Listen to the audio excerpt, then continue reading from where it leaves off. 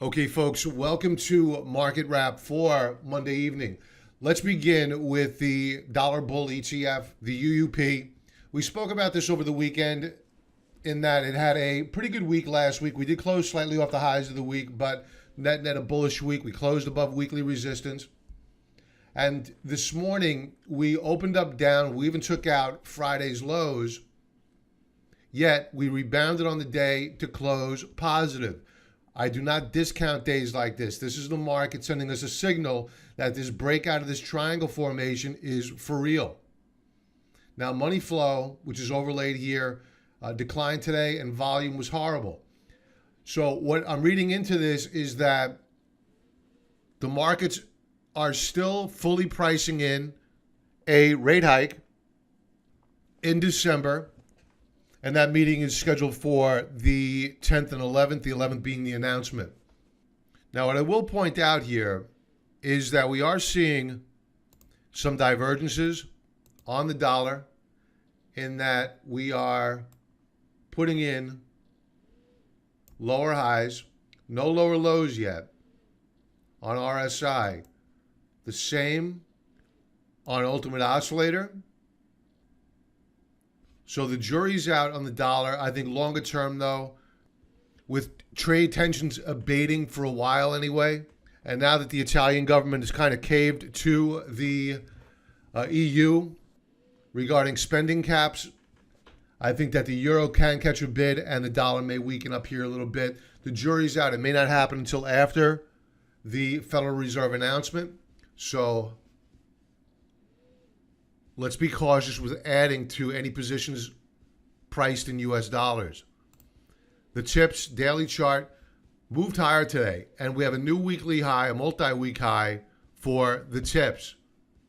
In fact, it's a new monthly high as well. So traders are buying inflation protection. The VIX daily chart, we saw a bearish key reversal on Friday. No shock that we gapped down today. And we closed right at support, right at the 1609 level. The Dow transports, here's where things get a bit disappointing. I did expect this morning that we would get a pullback on the major averages because they were spiking higher. But I had anticipated that we would get a pullback and then resume the rally. But that wasn't to be. The transports, the small caps, the large caps all put in lower highs and never took out the morning highs later in the day. That's a problem. Now, for the transports, we have a hollow-filled candlestick and a big topping tail. You see a candlestick like this, it just screams consolidation with a bias to the downside. So I would be very, very careful with being long of the transports right now. I would not go buying them. Let's give the transports some room to consolidate, then we'll see what happens. The Dow Jones Industrial Average gapped up today, but they closed off the highs of the day. They never were able to take out the morning highs. That's the market sending us a signal that, you know what, maybe there isn't as much in terms of enthusiasm and money flows chasing stocks. Perhaps, and I think that this is a conclusion that could be safely drawn, that we had some institutions looking for liquidity, and they got it, and they sold into it.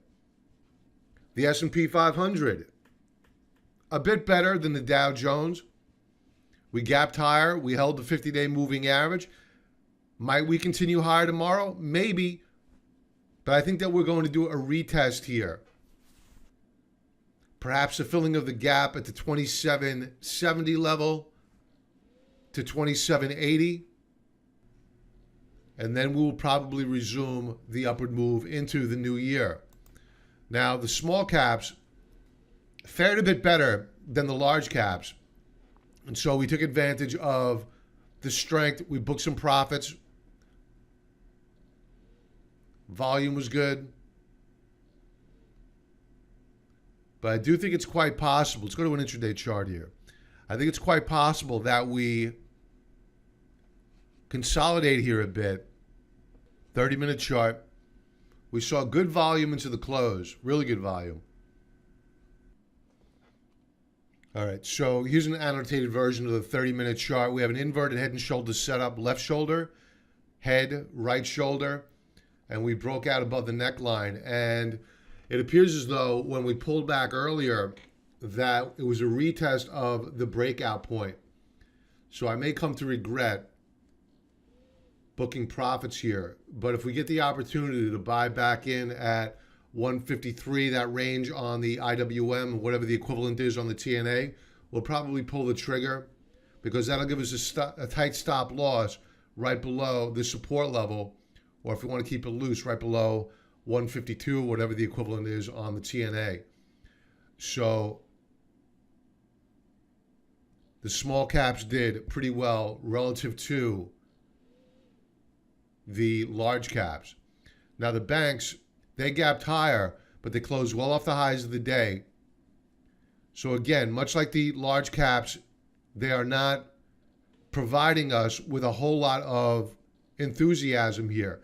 I think that we may consolidate sideways with a bias to the downside for the next couple of days. And what we'll do is we'll use either or both a 2-hour and a 4-hour chart.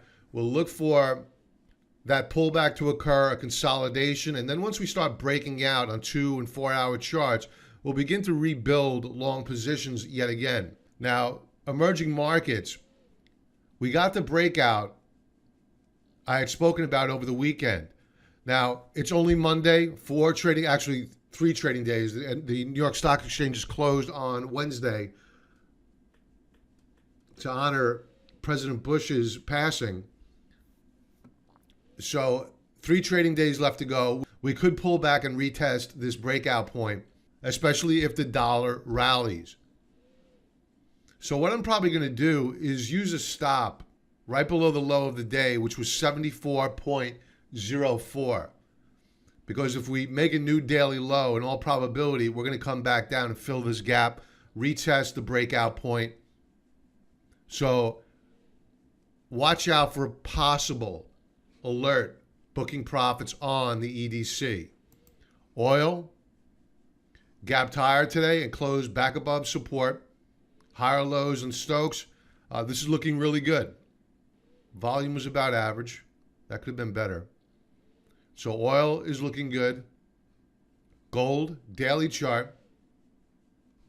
Gapped higher, but it closed off the highs of the day. Now, what I want to point out here is that on a weekly basis, we have now broken out.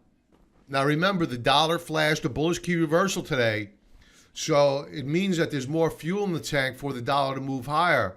And we may just pull back here and do a retest, but net, gold is broken out this week. That's good stuff. Stokes hooking up higher. The lower band of support on RSI is being respected. So gold is looking good. Let's talk positions. Nugget, higher lows in RSI, and RSI is now back above the 50 level on a closing basis. Stokes above 50 on a closing basis. Bullish reversal day. No breakout yet.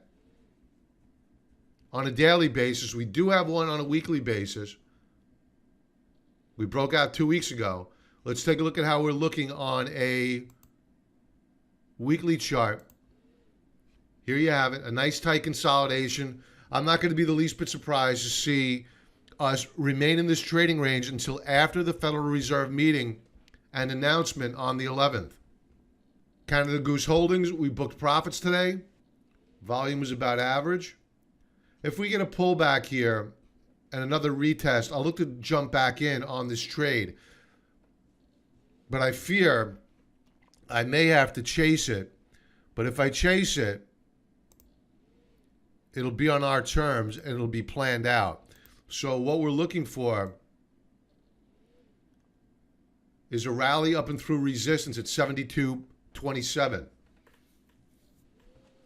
And if we get that, then it's game on to the long side for GOOS because we have no overhead supply above, no sellers looking to get made whole, and that sets us up for a very nice rally in the back half of the month. But let's look for a pullback. The DBA, here's one that I thought would have done better on the day, and it did do well earlier. It gapped up higher, as did much of the market. yet we pulled back off the highs of the day. And this is a sector that really should have benefited most from the announcement with China, yet it really didn't capitalize all that much. Will remain long. I see no reason to add. Watch stocks, FireEye. We have a breakout on a weekly basis. It struggled a bit today, but we're holding the breakout point. Let's watch it. Let's give it some room. We are breaking out on a weekly basis on Stokes. I spoke about this yesterday. Possible double bottom setup and a higher low on Stokes. Look for a breakout. We are getting that breakout, but again, it's only Monday. Daily chart. All right, so possible double top here. So let's allow it to pull back, consolidate, and then we will look to buy the breakout. I do not want to chase this stock. And volume is light today, so that's not good. The UWT, we already spoke about this already by going over the USO, but I am bullish on the UWT. I prefer not chasing it. If we can get a pullback and we get dollar weakness, then I would look to open up a position here. I think we could rally up to the declining 20-period moving average, which would make for a nice trade. If we close down below $14 per share, we know we need to stop out because that was resistance. If we close down below it yet again, then we would need to stop out. So we have limited downside risk with fairly good upside potential. And that is it for tonight, folks. Everybody have a great night, and I will talk to you tomorrow. If you have any questions, leave me a note in the forum. Be well.